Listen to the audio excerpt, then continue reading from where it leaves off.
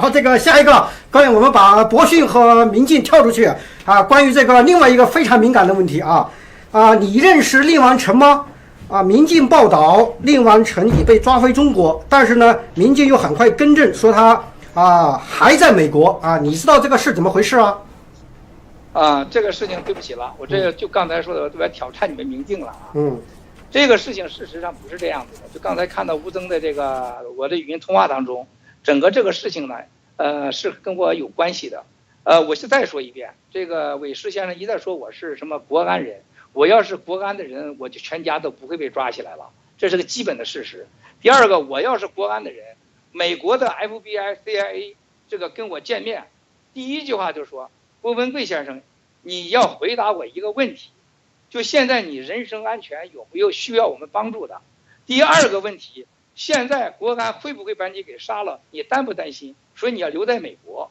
这个我这都向北京的有关见面人都说了，如果我是国安的人 ，CIA、FBI 先把我给抓起来，他不会跑了我酒店去敲我的门，问我能不能见我，跟我的那个管警卫的保镖头见了面，在上楼上很客气的跟我见面，谈了2个小时吧，的一个 FBI 的一个 CIA 的一个这个领导。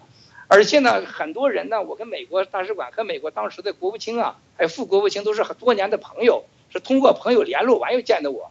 当然了，这个我肯定不是国安的人，我是国安的人，国安不会抓我家人，国安我是美国也把我抓起来。那么反过来说了，博讯呢，大概应该要想到王成事件跟我为啥有关系呢？我是被胁迫的，我是在北京被监管那个企业，这个在那个。VOA 电视上，张立凡先生讲了很准确的话，我们就是所谓的一个商业挂靠者。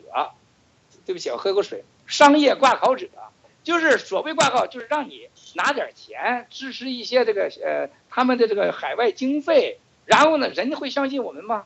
怎么会相信？只监督我们这些人，监管我们这些人，就这么简单的关系。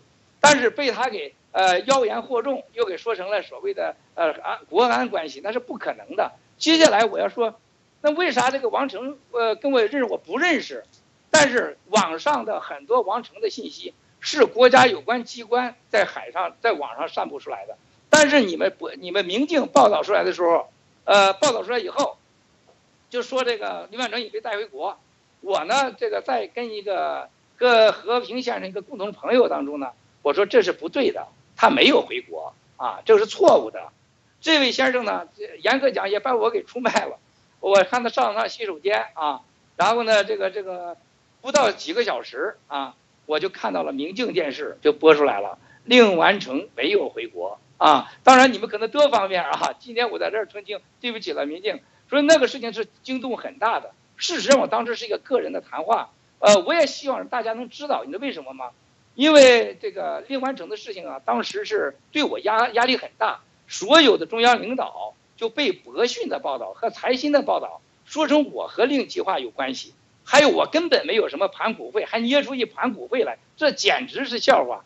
那么说我和令完成有关系，说我和令计划有关系，这也是很自私的一面，我希望能澄清我跟他没关系。结果呢，这个事情说出了实话，明镜呢就播出来了。这个事情上是事实，帮了我，但对这件事情是不好的